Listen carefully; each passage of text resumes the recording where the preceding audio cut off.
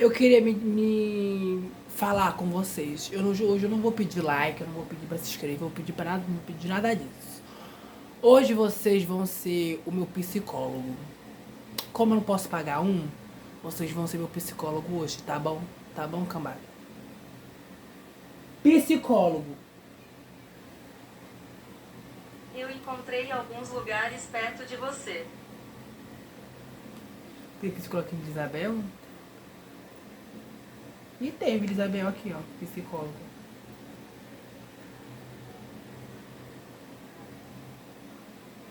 Eu não tenho dinheiro pra pagar. Hoje eu quero falar sobre coisas que aconteceu comigo e eu vou falando o que aconteceu, várias coisas para vocês. Hoje eu vou contar sobre minha vida relacionada ao meu pai. Vocês vão ser meu psicólogo, tá bom? Então vocês vão escutar eu falar. Vamos lá. Primeiro de tudo, meu pai não me criou.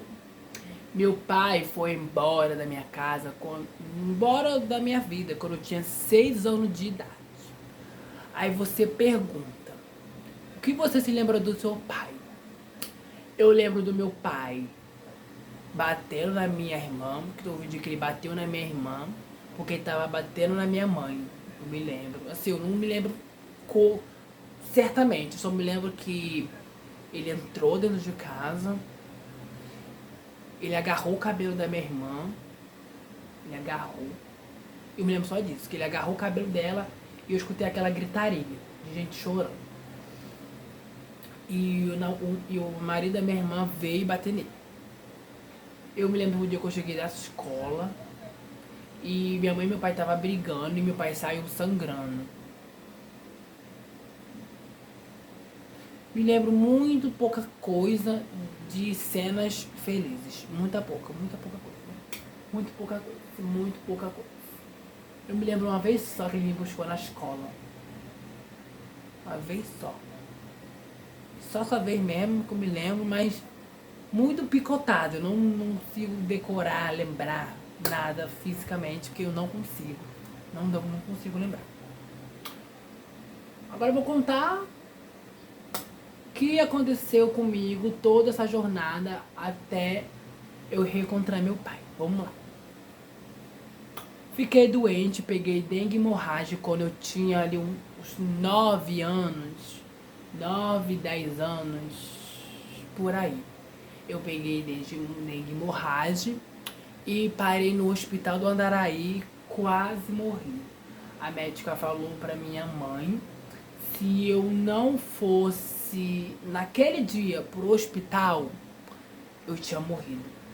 Porque eu não conseguia nem levantar, eu não conseguia fazer nada, eu não conseguia comer, eu não conseguia fazer nada. Eu tava deitado, só deitado na cama, eu não conseguia fazer mais nada, eu não conseguia ficar sentado, eu não conseguia fazer nada.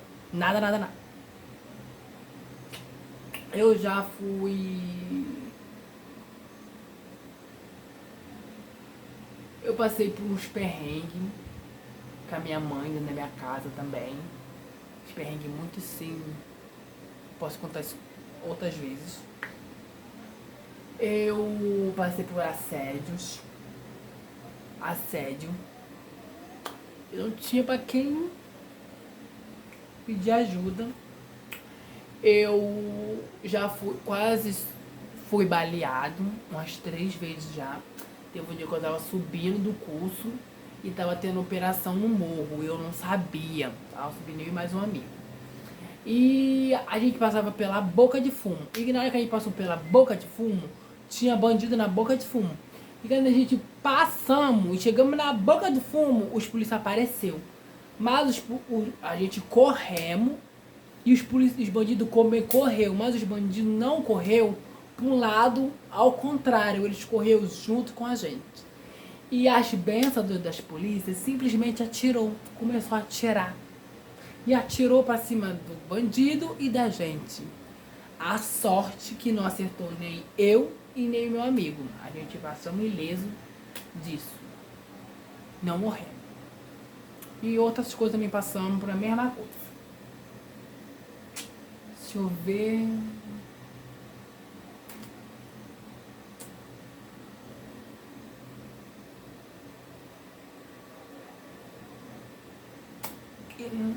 e outras coisas que eu não vou me lembrar mais.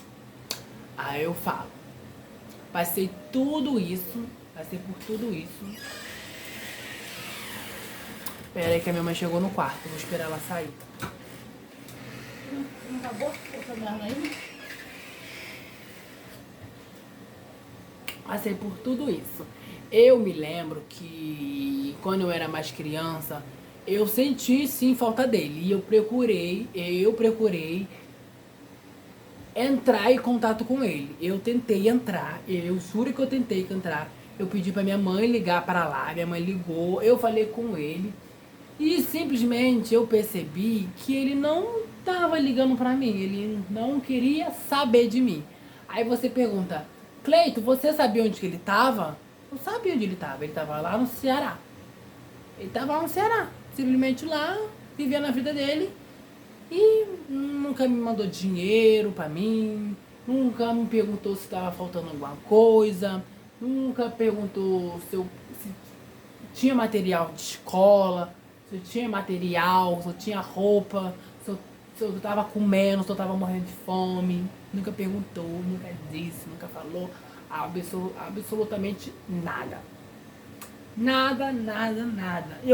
Eu juro que eu tentei. Eu liguei pra ele uma vez, lá pra lá, pra tentar conversar com ele, né? Pra tentar ter uma conversa. Mas eu percebi que ele não tava, ó, cagando e andando pra mim. Então eu fui crescendo. Fui sabendo de notícias dele, mas também eu não quis mais saber. Fui esquecendo que palavra pai existia. Eu fui esquecendo. E esqueci totalmente. Aí eu tinha 20 para 21 anos. Minha vida sempre foi uma vida muito perturbada. Eu não sei como eu não entrei em depressão. Eu não sei como eu não fiquei doente. Porque eu passei por muitas coisas ruins. Muita coisa ruim. E vocês sabem, que eu sou uma pessoa com deficiência, que eu tenho deficiência intelectual. E eu tava nessa fase, eu sabia que eu já tinha descobrido que eu tinha deficiência. E eu tava na fase que eu tinha terminado o meu ensino médio e tava indo pro ensino fundamental. Não, ensino fundamental eu tava indo pro ensino médio. Mas eu não podia terminar os meus estudos no horário da manhã. Porque no horário da manhã eu estudava, mas eu tinha acompanhamento. Eu fazia sala de recurso. E eu tinha acompanhamento para me poder me ajudar. Mas como eu já tinha terminado, eu tinha que continuar. Mas eu botei na minha cabeça que eu não ia largar meus estudos. Eu falei, eu não vou largar meus estudos. Eu posso passar o que passar, mas vou em frente, vou continuar, custe o que custar, mas vou terminar meus estudos. E eu falei, mas eu preciso arranjar um emprego, eu preciso de um emprego, eu preciso de dinheiro, eu preciso trabalhar. Aí eu comecei a procurar emprego, mas acontece o quê? Quando você procura um emprego e você está competindo com um monte de pessoas que não tem o mesmo problema que você, quem fica na desvantagem é você. Porque minha deficiência me dificulta de, assim, esse papel tem uma coisa escrita aqui. Eu posso ler ele aqui agora. Aqui, torre, supermarket, salário básico, lá. Eu consigo entender isso aqui rápido agora. Mas se for um texto muito grande, muito detalhado, eu não consigo captar aquilo ali rápido. Eu não consigo. Eu preciso ler, e mais pressão tá em cima de mim, eu não consigo e acaba que eu não consigo. E dificuldade de escrita, eu consigo ler, mas na hora de escrever, simplesmente a palavra some da minha cabeça. A letra A, tá bom, letra B, aí letra K. Aí tem hora que eu penso, eu falo, meu Deus, como é o K mesmo? Aí eu tenho que parar. Falo, Jesus, como é o K? E isso me dificultava eu conseguir passar na entrevista, se uma pessoa tem a capacidade de entender muito mais rápido, ela vai me ultrapassar, querendo ou não querendo. Então eu comecei a ter dificuldade de arranjar emprego, e já estava acontecendo uma grande bagunça na minha vida, e eu já desesperado, não sabia o que fazer. Eu só chorava, só sabia chorar. E essa bagunça, eu comecei a estudar à noite. Estudando à noite, eu não tinha ajuda de ninguém. A escola, eu levei meu laudo médico para a escola, eu dei lá meu laudo médico. A escola sabia da minha deficiência, mas a escola não moveu uma palha. A João Fredo não me deu uma palha, os professores não me fizeram nada por mim. Então, quando eu estava na sala de aula, eu estudava, não aprendia na sala, porque a professora ensinava da forma dela, e quem pegou, quem não pegou, se lasca. E eu não entendia, eu não conseguia captar tudo aquilo ali, e comecei a arranjar 300 mil formas de tentar acompanhar eles. Então eu me lasquei, só tomei no meu furico. E nessa época eu consegui eu descobri uma secretaria de pessoas com deficiência. E eles davam oportunidade para pessoa com deficiência, que é muito legal isso, que é muito, muito legal, inserir eles no mercado de trabalho. E eles começaram a me inserir, eles começaram a me botar para fazer estágio. Depois desse estágio eu comecei a fazer jovem aprendiz, e depois disso eu comecei a crescer. Eles começaram a me dar suporte para me começar a crescer. Aí um certo dia minha irmã me chamou e falou: Cleito, meu pai tá muito doente. Nosso pai tá muito doente. Ele teve 3 AVC. E falaram pra mim que o irmão que tava cuidando dele na época era o irmão dele. Falaram que o irmão dele tá maltratando ele. Eu vou buscar o nosso pai. Ele vai morar com a gente. Você vai me ajudar? Eu podia falar não. Eu podia falar, eu não vou ajudar. Mas eu sabia que ele era meu pai. Não podia acontecer tudo nessa vida, mas não ia tirar o nome pai dele de mim. Não ia. Aí eu falei, vou te ajudar, eu vou sim. Meu pai foi embora com 6 anos, e eu com 21 anos, meu pai reapareceu. Peraí. 6, 7, 8, 9, 10, 11, 12, 13, 14, 15. Já perdi. 1, 2, 3, 6, 7, 8, 9, 10, 11, 12, 13, 14, 15, 16, 17, 18, 19, 20, 21, 22. Quase 21 anos ele reapareceu. Minha irmã foi lá no Ceará e trouxe meu pai pra cá. Eu respirei fundo e falei, vamos lá. Minha vida já tava uma bagunça, minha vida já tava totalmente descambalhada. Falei, vamos lá, mais um.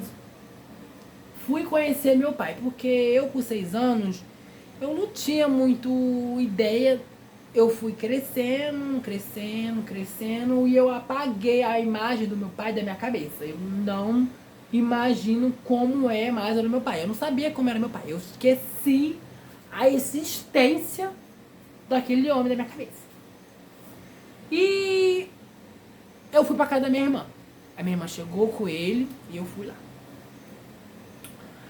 Meu pai não mexia, ele falava muito pouco, ele não andava, ele não conseguia ficar sentado, ele tinha que fazer tudo por ele. Ele virou uma grande criança, porque não fazia nada.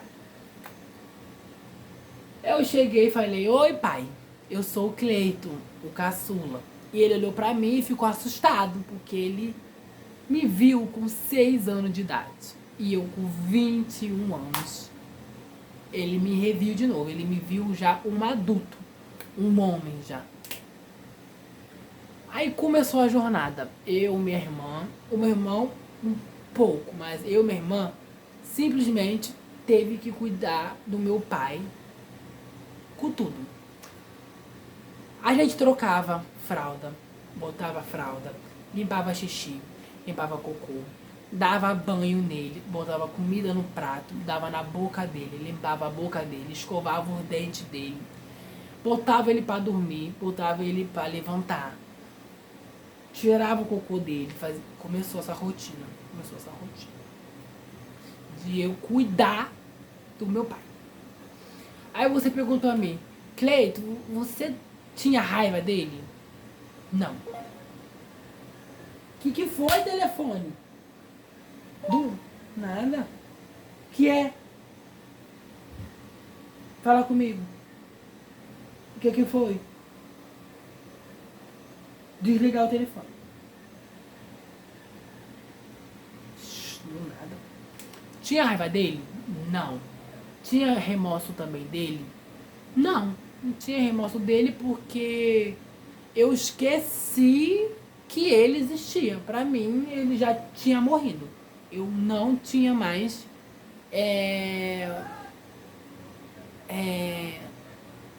ligação nenhuma com ele. Nenhuma mais, nenhuma. Então eu comecei de novo a ter aquela rotina. Fazer aquela mesma rotina. E porém, ele me xingava algumas vezes. Ele me xingava. Ele me batia algumas vezes. Ele tinha movimento de uma mão. E que essa mão ele me batia. Ele já tentou me morder uma vez. Teve um dia que ele me xingou no posto de saúde. Que a gente teve que levar ele pro posto de saúde. Porque ele, como ele ficava muito sentado e com o pé, ele não mexia o pé. Telefone maluco, que é isso? Tá falando sozinho. O que é telefone? Ele começou a ficar com um negócio preto aqui assim, ó. Aqui assim, ó, no pé. Aí a gente teve que levar ele pro posto de saúde tratar do pé dele. E minha vida já tava de perna pro ar. Aí eu comecei o quê? Como eu apanhava a bosta dele, xixi dele, aquele xixi, cocô começou a entrar no meu nariz. E ficar com aquele cocô no meu nariz, xixi no meu nariz. Eu comecei a sentir nojo de tudo que eu comia. Eu comecei a parar de comer. Minha vida já tava uma bagunça, eu não conseguia emprego, eu tinha problema. Gente, minha vida virou um caos. E eu cuidei do meu pai por 6 anos. 6 anos não, mentira, 6 anos não. 6 meses. Eu creio que foi 6 meses que a gente ficamos cuidando dele. 6 meses. Foi 6 meses? Eu creio que foi 6 meses ou 5 meses. Foi por aí. E essa rotina de limpar ele, botar ele na cama, levantar ele, dar comida na boca, escovar o dente dele. E ele também não ajudava. Aí tinha que levar ele pro médico, voltar pro médico. A gente morava em comunidade, tinha que botar ele em cadeira, descer com ele por escada. E essa rotina. E virando uma confusão na minha cabeça, uma confusão. Eu não conseguia dormir.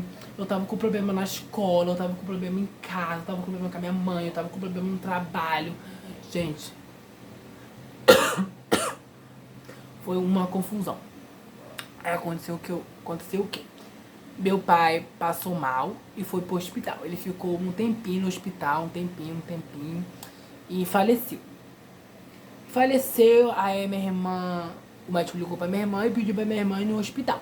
Aí a minha mãe falou, Cleito, o seu pai morreu. Quando eles ligam assim, porque a pessoa faleceu. Aí a minha irmã falou, Cleito, vamos comigo. Aí eu fui com ela, o médico chegou lá e falou, seu pai faleceu. Aí minha irmã começou a chorar. Eu não conseguia chorar, porque eu não tinha sentimentos nenhum pro meu pai. Não tinha sentimento nenhum, porque eu não via ele como meu pai. Eu não conseguia chamar ele pelo nome, porque você não consegue chamar o seu pai falando Bruno, Roberto, você não consegue, porque você já teve esse costume de chamar o pai não pelo nome, mas com a palavra pai, como a mãe também. E resumimos tudo, fomos pro enterro. Enterro, todo mundo tava chorando, e eu não conseguia chorar. Aí eu comecei a botar na minha cabeça que eu tava pecando, que eu não tava chorando, que o que eu tava fazendo era errado, porque todo mundo chorava, menos eu. Eu não conseguia chorar. Eu não conseguia fingir que eu tava chorando, porque eu não conseguia olhar para aquela pessoa e ter sentimento por ela. Eu não conseguia, eu não conseguia, eu não conseguia, eu não conseguia. E minha irmã morria de chorar, o meu irmão morria de chorar, o meu sobrinho, que ficaram esses 5, 6 meses com ele, chorava, chorava, chorava, e eu não chorava. Aí as pessoas perguntavam pra mim, Cleiton, você tem raiva do seu pai? Eu não tenho raiva dele. Eu não tenho raiva, eu não tenho rancor. Eu não tenho nada, mas sentimento eu não tenho sentimento nenhum por ele de amor. É de. Eu olho pra ele, eu olhava pra ele, eu via ele como qualquer tipo de pessoa desconhecida. Como qualquer pessoa que eu nunca tinha visto na minha vida. Então eu tive que ficar esses 6 meses tentando recostumar a tentar. Eu tentei passar amor. Eu tentei, gente, mas a minha vida tava uma bagunça. Eu tava com problema em casa com a minha mãe, eu tava com problema na escola, eu não conseguia emprego, eu precisava de dinheiro, gente. Ai, gente, foi uma tragédia. Ai, aconteceu o que? Meu pai faleceu. Minha irmã ficou um pouquinho mal, porque minha irmã e meu irmão foi criada por ele. Quando ele foi embora de casa, minha irmã já tinha 21 anos, 22, e o meu irmão tinha o quê? 17, 18 anos. Então eles foram criados por ele. Eu não. Isso foi a minha história com meu pai. Cabeça do meu pai, que hoje não tá aqui, hoje faleceu. Mas hoje quando eu falo isso para as pessoas falam, caraca, Cleiton, você foi muito forte, porque você ajudou a criar ele, você dedicou o seu tempo para ajudar ele os últimos tempos de vida dele. Eu não fazia. Muitas pessoas falaram que eles mesmo não faziam, que eles não iam ajudar. Mas eu pensava, eu não tenho raiva dele. Eu pensava, se eu não ajudar, quem vai estar prejudicando vai ser eu mesmo, porque eu não tenho raiva dele. Ele foi embora, pra mim, pronto, acabou. Mas ele continua sendo meu pai, minha mãe continua sendo minha mãe. Não tem como eu tirar isso de mim, porque tá no meu sangue, isso eu nasci dele, eu vim dele. Então eu falei, eu vou fazer o que eu posso para ajudar. E fiz. Eu fiz, minha consciência tá limpa, minha consciência tá ótima. Eu ajudei, eu fiz, eu sei. Tudo que eu podia fazer, eu fiz. Mas é o que deu pra fazer. É o que deu pra fazer. Eu acho, né? Gente, hoje foi a minha terapia de hoje. Você foi o meu psicólogo, psiquiatra, um psicotudo, porque tem dinheiro pra pagar psicólogo? Não tem dinheiro pra pagar psicólogo. Então você é um psicólogo. E acabou o vídeo, gente, não tem mais o que falar. Isso foi um resumo de uma história da minha vida, que eu tenho tanta coisa pra contar, tanta coisa, tanta coisa mesmo, e vocês não têm noção. Eu posso contar pra vocês sobre minha história da igreja, minha história sobre a minha deficiência, como foi descobrir minha deficiência, como foi aceitar minha deficiência, como foi lidar com a minha deficiência, como foi descobrir o meu direito para mim conseguir crescer com a minha deficiência, porque quem tem deficiência sabe a dificuldade que tem na sociedade. Problema com a minha mãe, problema na escola. E segunda-feira eu vou no posto de saúde. O vídeo vai ficar por aqui. E o goodbye, good morning.